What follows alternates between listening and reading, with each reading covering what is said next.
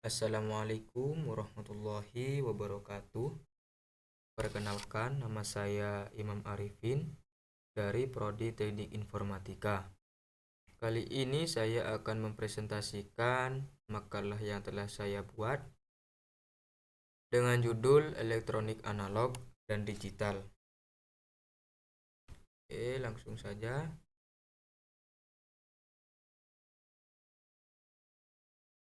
Yang pertama yaitu latar belakang elektronik analog dan digital. Dalam bidang telekomunikasi, perbedaan telepon analog dan digital bukan berdasarkan jenis perawatan teleponnya, namun kepada sistem di sentral teleponnya. Walaupun untuk mendukung sistem sentral yang digital, diperlukan pesawat telepon khusus. Begitu juga dengan siaran televisi analog dan digital. Siaran analog kadang terganggu oleh cuaca, letak bangunan, dan penyebab lainnya. Sementara siaran digital memiliki kualitas suara dan gambar yang lebih bagus karena datanya tidak mengalami gangguan saat dikirim ke TV penerima. Sebuah sistem analog dan digital sering kita jumpai setiap hari, seperti siang dan malam, rotasi dan revolusi bumi, gravitasi, dan komputer. Kalkulator berjenis analog karena dari cara pemakaian dan perhitungan masih menggunakan cara lama dan terus kontinu. Sedangkan digital adalah siang dan malam. Setiap hari kita akan mengalami pergeseran jam. Jadi, antara lain hari ini, esok, dan kemarin terdapat perbedaan waktu. Yang akan kita bahas yang pertama yaitu pengertian elektronik analog dan digital, contoh alat elektronik analog dan digital. Yang ketiga, penggunaan elektronik analog dan digital yang baik. Dan yang keempat, keuntungan dan kerugian elektronik analog dan digital. Yang pertama yaitu pengertian analog. Analog adalah sinyal data dalam bentuk gelombang yang kontinu yang membawa informasi dengan mengubah karakteristik gelombang. Gelombang pada sinyal analog yang umumnya berbentuk gelombang memiliki 3 variabel dasar, yaitu amplitude, frekuensi, dan fase. Amplitude merupakan ukuran tinggi rendahnya tegangan sinyal analog. Frekuensi adalah jumlah gelombang sinyal analog dalam satuan detik. Fase adalah besar sudut dari sinyal analog pada saat bertentu. Analog disebarluaskan melalui gelombang elektromagnetik secara terus-menerus yang banyak dipengaruhi oleh faktor pengganggu. Analog merupakan bentuk komunikasi elektromagnetik yang merupakan proses pengiriman sinyal pada gelombang elektromagnetik yang bersifat variabel yang berurutan. Jadi, sistem analog merupakan suatu bentuk komunikasi elektromagnetik yang menggantungkan proses pengiriman sinyalnya pada gelombang elektromagnetik. Sinyal analog merupakan pemanfaatan gelombang elektronik proses pengiriman suara, misalnya pada teknologi telepon, dilewatkan melalui gelombang elektromagnetik ini yang bersifat variabel dan berkelanjutan. Misalnya, yaitu ketika ada seseorang berkomunikasi dengan menggunakan telepon, maka suara yang dikirim melalui jaringan telepon tersebut dilewatkan melalui gelombang. Dan selanjutnya, ketika gelombang ini diterima, maka gelombang tersebut yang diterjemahkan ke bentuk suara, sehingga si penerima dapat mendengar apa yang disampaikan oleh pembicara tersebut. Contohnya seperti itu. Gelombang pada sinyal analog memiliki 3 variabel dasar, yaitu amplitude, frekuensi, dan fase. Amplitude yaitu merupakan tinggi rendahnya tegangan sinyal analog. Frekuensi adalah jumlah gelombang sinyal analog dan satuan analog. Fase adalah besar sudut dari sinyal analog pada saat tertentu. Yang kedua ada pengertian digital. Digital merupakan sinyal data dalam bentuk pulsa yang dapat mengalami perubahan yang tiba-tiba dan mempunyai besaran 0 dan 1. Sinyal digital hanya memiliki 2 keadaan, yaitu 0 dan 1, sehingga tidak mudah terpengaruh oleh draw, tetapi transmisi dengan sinyal digital hanya mencapai jarak jangkau pengiriman data yang relatif dekat. Biasanya sinyal ini juga dikenal dengan sinyal diskret. Sinyal ini yang mempunyai dua keadaan, biasanya disebut dengan bit. Bit merupakan istilah khas pada sinyal digital. Sebuah bit dapat berupa 0 atau 1. Kemungkinan nilai untuk sebuah bit adalah 2 buah. Kemungkinan nilai untuk 2 bit adalah sebanyak 4 berupa 00, 01, 10, dan 11. Secara umum, jumlah kemungkinan nilai yang terbentuk oleh kombinasi n bit adalah sebesar 2n buah. Teknologi digital memiliki beberapa keistimewaan unik yang tidak dapat ditemukan pada teknologi analog. Seperti mampu mengirim informasi dengan kecepatan cahaya yang mengakibatkan informasi dapat dikirim dengan kecepatan tinggi. Penggunaan yang berulang-ulang terhadap informasi tidak mempengaruhi kualitas dan kuantitas informasi itu sendiri. Informasi dapat dengan mudah diproses dan dimodifikasi ke dalam berbagai bentuk. Dapat memproses informasi dalam jumlah yang sangat besar dan mengirimkannya secara interaktif. Pemahaman yang mudah tentang analog dan digital adalah pita kaset lagu dan file MP3. Jika mengcopy atau merekam pita kaset, tentu hasilnya banyak ditentukan oleh alat perekamnya, kebersihannya, hit rekamannya, dan sebagainya.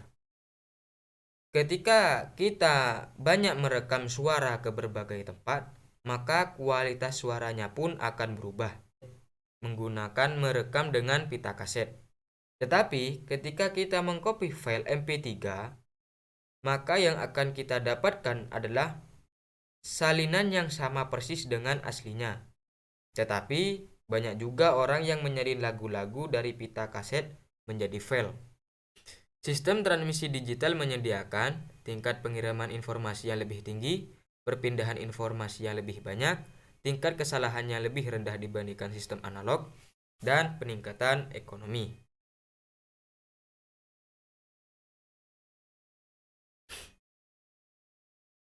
Contoh elektronik digital, yaitu ada televisi digital, printer, handset Bluetooth, jam digital, DVD player, komputer atau PC, proyektor, telepon seluler, AC, pemancar internet, laptop, power bank, kamera digital, kulkas, absensi, fingerprint.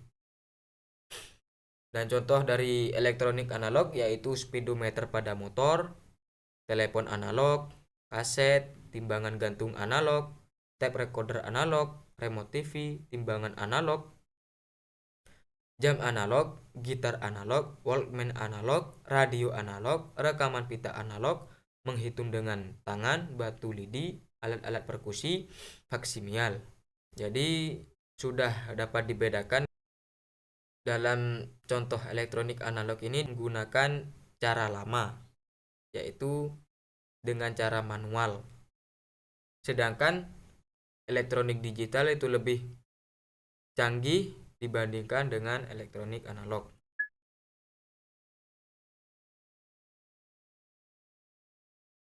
Selanjutnya, penggunaan elektronik digital dan analog yang baik.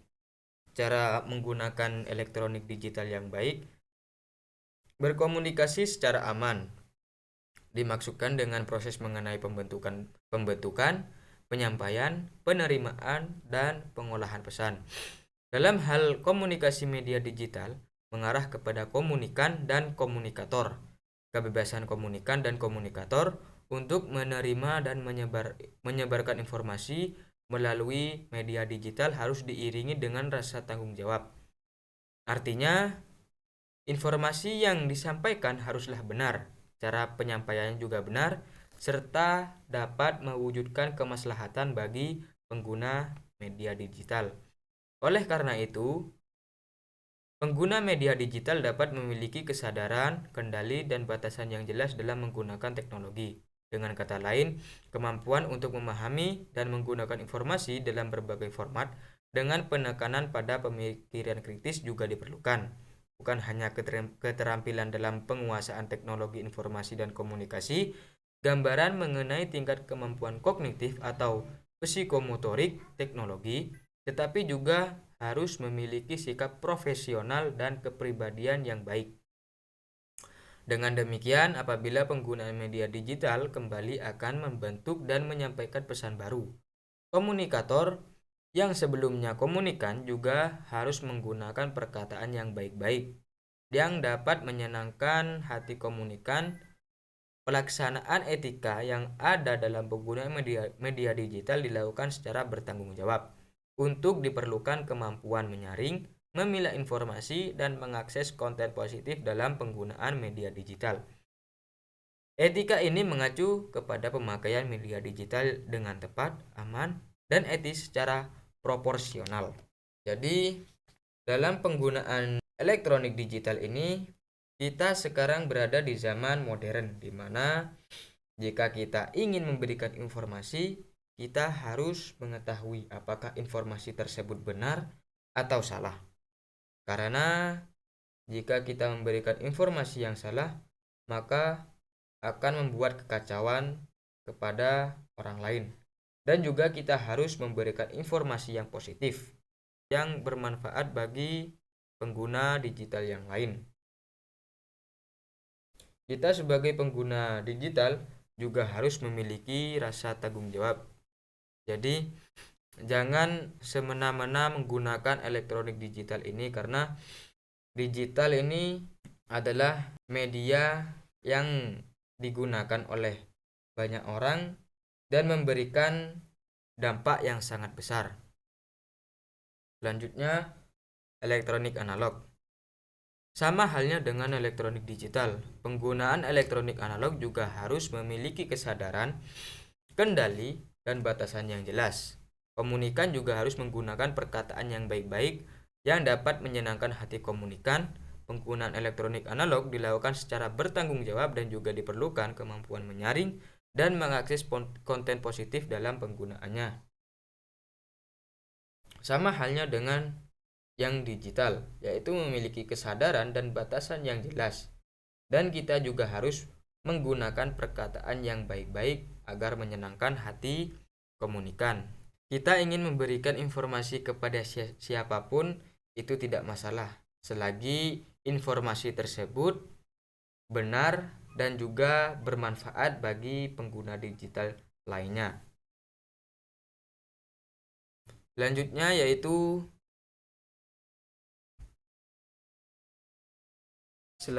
yaitu keuntungan dan kerugian elektronik analog dan digital. Keuntungan elektronik digital. Keuntungan elektronik digital yaitu sangat banyak sekali.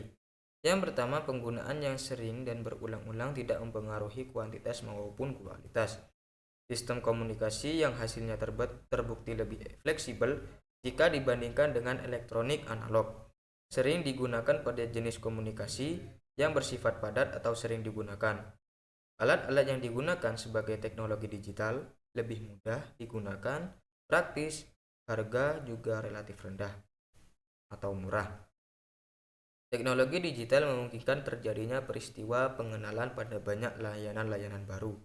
Elektronik digital masih merajai posisi elektronika yang lain, membutuhkan kapasitas transmisi yang besar, memiliki tingkat error yang kecil saat sering digunakan, mengirimkan data dan sinyal dengan waktu yang singkat, memiliki kelebihan luar biasa saat memproses informasi walaupun dalam jumlah yang tinggi, dan mengirimkan data tersebut secara interaktif, memungkinkan terjadi gelombang amplitudo dengan sinyal tak terhingga.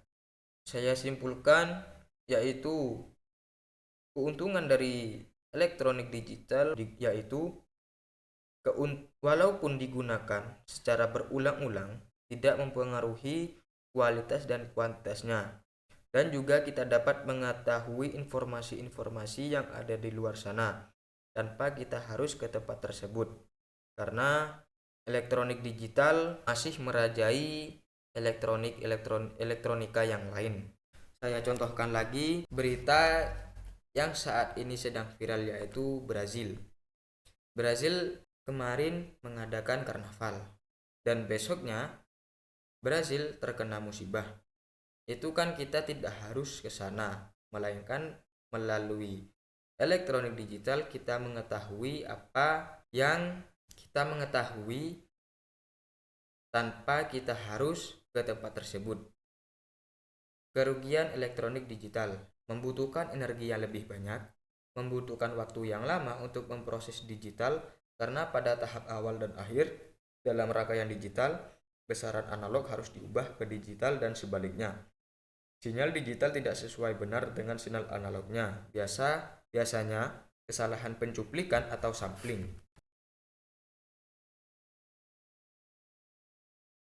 Selanjutnya yaitu keuntungan dari elektronik analog. Yang pertama yaitu komunikasi digital untuk mengirim sinyal melalui kabel yang panjang biasanya juga harus diubah dulu menjadi sinyal analog, memerlukan perancangan ACD dan DAC. Sinyal analog yang memiliki potensi jumlah tak terbatas resolusi sinyal dibandingkan dengan sinyal-sinyal digital. Sinyal analog kepadatan tinggi dapat dilakukan pengolahan lebih sederhana dibandingkan dengan setara digital. Kerugian dari elektronik analog jarang yang bisa diotomatisasi dalam perancangan, seperti digital, yang bisa di layout dan sintesis secara otomatis. Teknologi sekarang banyak digunakan dan dirancang untuk memproduksi produk digital karena sulit kalau mau memproduksi yang analog. Dari namanya saja sudah tahu analog. Jadi analog manual. Jadi jarang yang bisa diotomatiskan. Dan juga sekarang banyak teknologi yang menggunakan produk digital. Karena sudah zaman modern, apa-apa menggunakan digital dibandingkan dengan menggunakan analog.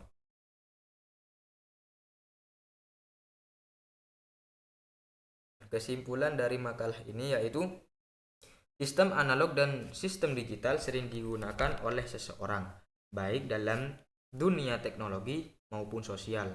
Seperti analog adalah sinyal data dalam bentuk gelombang yang kontinu yang membawa informasi dengan mengubah karakteristik gelombang.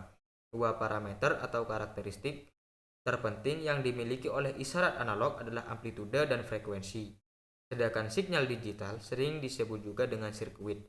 Sinyal ini tersusun atas dua keadaan yang dikenal dengan bit, yaitu keadaan 0 dan keadaan 1. Keuntungan kedua dari sistem komunikasi digital adalah bahwa kita berhubungan dengan nilai-nilai, bukan dengan bentuk gelombang. Nilai-nilai bisa dimanipulasi dengan rangkaian-rangkaian logika atau jika perlu dengan mikroprosesor, operasi-operasi pemrosesan sinyal, atau keamanan dalam transmisi sinyal.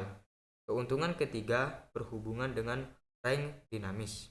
Jadi dalam komunikasi digital kita berhubungan dengan nilai-nilai, bukan dalam bentuk gelombang lagi.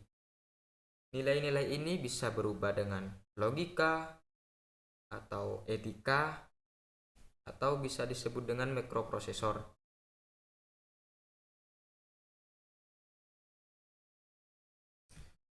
Yang selanjutnya yaitu ada saran. Menurut penulis, sistem digital adalah sistem yang sangat modern, mudah dimengerti, dan tidak gampang rusak, dan banyak keuntungan yang dapat diambil dari sistem ini. Sedangkan sistem analog adalah sistem yang klasik dan susah untuk dimengerti, dan juga ada beberapa komponen analog yang rusak. Maka sistem ini tidak dapat bekerja secara normal. Jika kedua sistem digabungkan, maka sistem ini memiliki kekuatan yang luar biasa. Karena apa?